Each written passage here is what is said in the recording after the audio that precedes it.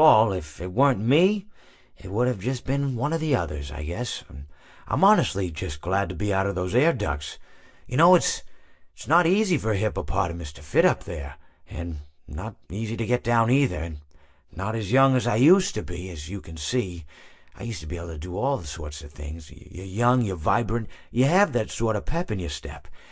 It reminds me of a conversation I was having with one of my good friends, Orville. We were having a nice picnic one day. I believe it was summer. No, perhaps it was... Was it the fall? Yes.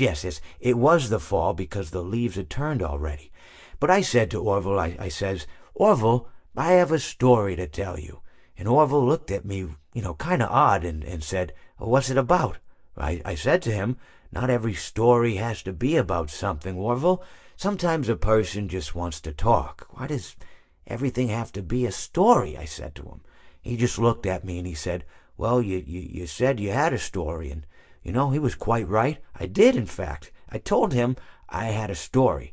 I suppose if a person just wants to talk, then it's best to not announce that you're telling a story. Telling a story does come with its own pressures and expectations, I suppose. After all, if you're just talking to a friend, then there's no more expectations than if you were talking into the wind.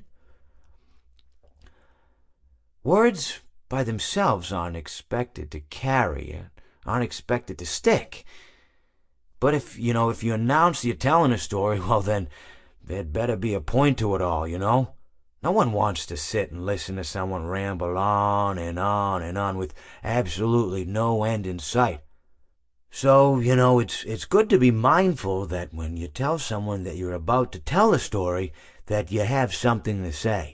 Telling someone that you're going to tell them a story is tantamount to asking them to stop what they're doing and pay attention. You're basically saying, hey, buddy, stop everything. Stop what you're thinking. I have a solution to everything. And, well, I didn't really have any story to tell. In hindsight, I probably just misspoke when I said that I had a story. I think it would have just been better to tell Orville that I wanted to tell him something rather than tell him that I had a story. But even then, it might have put too much importance on the whole thing. Either way, it was quite a nice day. I remember that we were drinking tea. After all, if it weren't me, it would have just been one of the others, I guess. I'm honestly just glad to be out of those air ducts. It's not easy for a hippopotamus.